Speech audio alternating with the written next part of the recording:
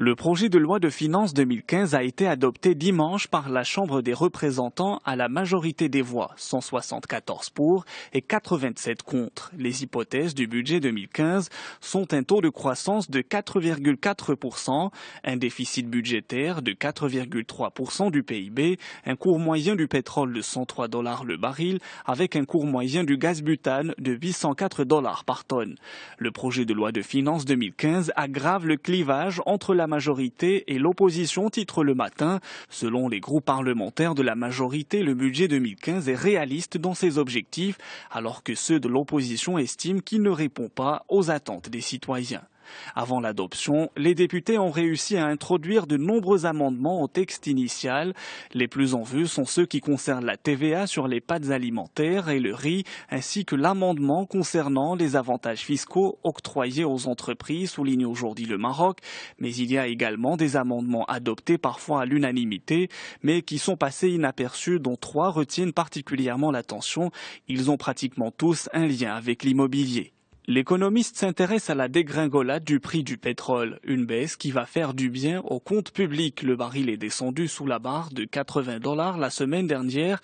Depuis vendredi, le cours est reparti à la hausse. Pour le Maroc, le repli des cours a permis d'alléger la charge de la compensation, écrit le quotidien. La facture à fin août 2014 concernant les produits pétroliers, le gaz butane et le sucre a atteint 21 milliards de dirhams, nous informe le Matin. Elle recule de 11% comparé à la même période de l'année 2013 selon les dossiers reçus par la Caisse de compensation au 31 octobre. Et pour la première fois, le montant des subventions accordées au gaz butane a dépassé celui destiné aux produits pétroliers. En quelques mois, le prix du pétrole a chuté de plus de 30%, du jamais vu depuis 4 ans, commente le quotidien français Les Échos.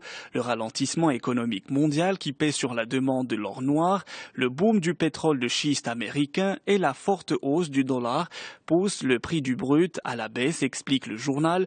Les gourous de Goldman Sachs tablent désormais sur un baril à $85 au premier trimestre 2015 et à $80 au deuxième trimestre. En Algérie, c'est l'état de santé de Abdelaziz Bouteflika qui nourrit les manchettes. Le président algérien a quitté la clinique mutualiste de Grenoble où il a été admis jeudi dernier. El Watan parle du grand ratage de la communication officielle à ce propos. Aucune information n'a filtré sur les raisons de cette nouvelle hospitalisation à l'étranger, ni même sur la future destination du chef de l'État. Même la présidence de la République, habituée à communiquer ces dernières années sur les séjours médicaux du président Bouteflika en France, garde curieusement le silence sur ce déplacement.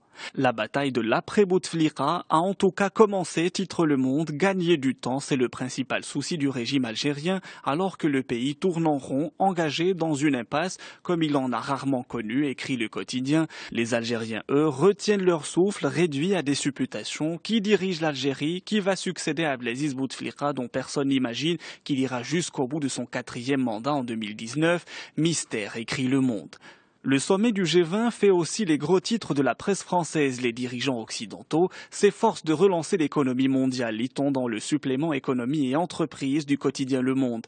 Les débats économiques se sont déroulés sur fond de tensions géopolitiques croissantes. Les participants ont fini par tracer une feuille de route économique.